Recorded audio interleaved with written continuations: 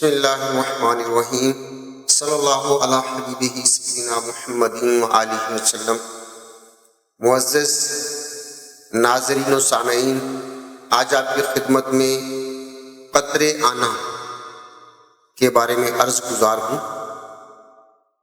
عموماً young generation کے ساتھ ساتھ بوڑھے احباب بھی فی زمانہ پیشاب کرنے کے بعد پیشاب کے قطروں میں مبتلا ہو جاتے ہیں، اور انہیں زندگی کے اندر روزمرہ اور نماز پڑھنے میں اور دیگر معاملات میں بہت زیادہ دشواری کا سامنا کرنا پڑتا ہے۔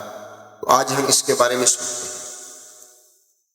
چھوٹا پیشاب کرنے کے بعد چھوٹے پیشاب ہی کے قطرے بار بار آتے رہتے ہیں، یا پیشاب کر چکنے کے بعد جب بندہ واش روم سے باہر جاتا ہے تو ایسے لگتا ہے جیسے پیشاب کی نالی کے اندر کوئی چیز رکی ہوئی ہے اور آ رہی ہے، کبھی یہ آ جاتی ہے اور کبھی نہیں آتی۔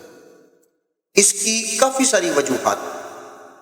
نمبر 1، گرم غذائیں، فاسٹ فوڈ، جنک فوڈ اور ہوٹلنگ زیادہ کرنے، تیز مرچ مسالہ جات کا زیادہ استعمال کرنا، یہ اس کی ایک وجہ ہے۔ شوگر کے مریض بھی پیشاب کی قطروں کی بیماری میں مبتلا ہو جاتے ہیں۔ ایسے احباب جن کو قبض رہتی ہو وہ بھی اس مرض کا شکار ہو جاتے ہیں۔ بعض اوقات اعصابی کمزوری کی وجہ سے بھی پیشاب کے بعد پیشاب ہی کے قطرے آتے ہیں۔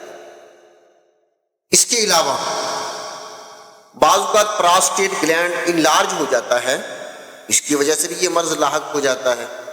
اور کبھی کبھار مثانے کی کمزوری اور پیشاب کی نالی کی سوزش،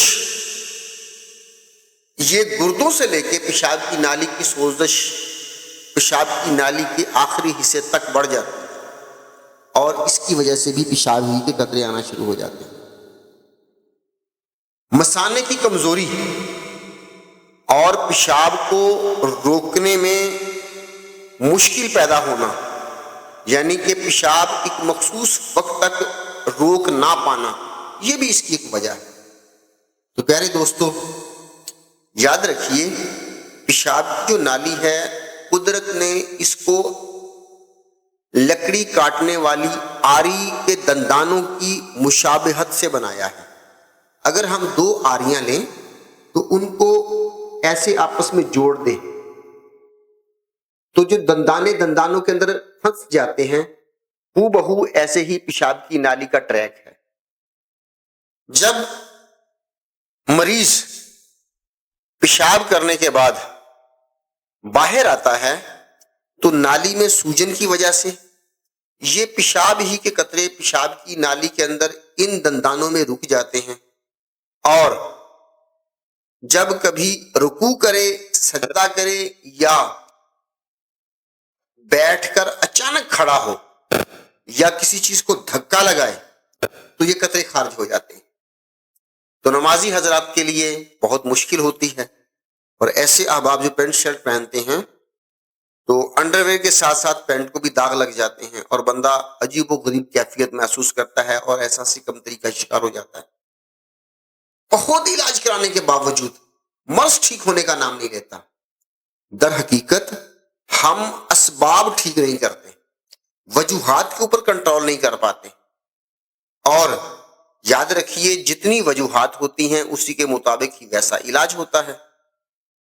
ایسے احباب جو نظام انہضام کے ضعف کا شکار ہوتے ہیں، ان کو گیس کی زیادتی کی وجہ سے بھی پیشاب کی نالی کے اندر سم ٹائم گیس کا پریشر، یہاں سے گیس بھی خارج ہوتی ہے، لیکن ایسا معاملہ شاذ و نادر احباب کو ہوتا ہے۔ لیکن اکثریت پیشاب کی نالی کے اندر انفیکشن کی وجہ سے یا سوزش کی وجہ سے مبتلا مرض ہوتی ہے، خواہ یہ گرم غذائیں کھانے کی وجہ سے ہو، اینٹی بایوٹک اور اسٹیرائڈ میڈیسن کھانے کی وجہ سے ہو، چھوٹی موٹی بیماری پر بھی ایلوپیتھی دوائیاں زیادہ استعمال کرنے کی وجہ سے ہو۔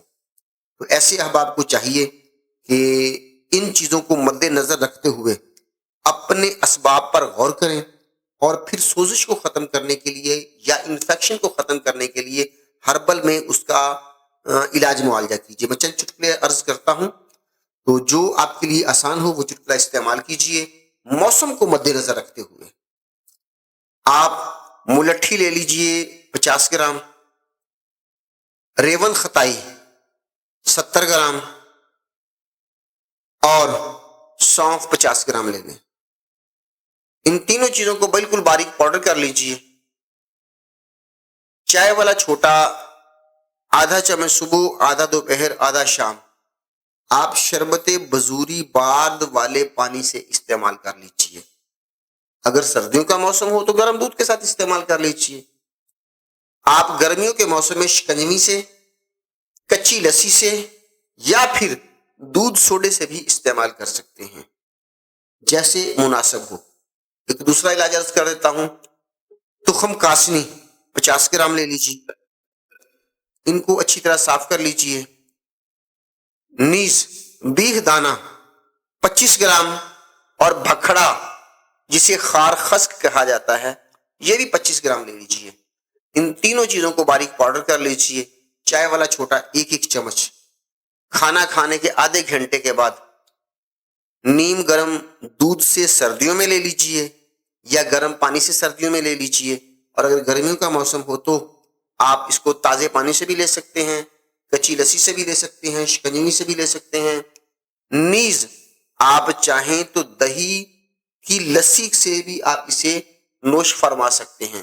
آپ دیکھیں گے کہ یہ آپ کا مسئلہ جلدی حل ہو جائے گا، مگر یاد رکھیے گرم غذاؤں سے اور زیادہ سالن کھانے سے ضرور اجتناب کیجیے۔ اللہ تعالی ہم سب کا حامی و ناصر ہو، ہمیں عمل کی توفیق دے، آمین ثم آمین یا رب العالمین۔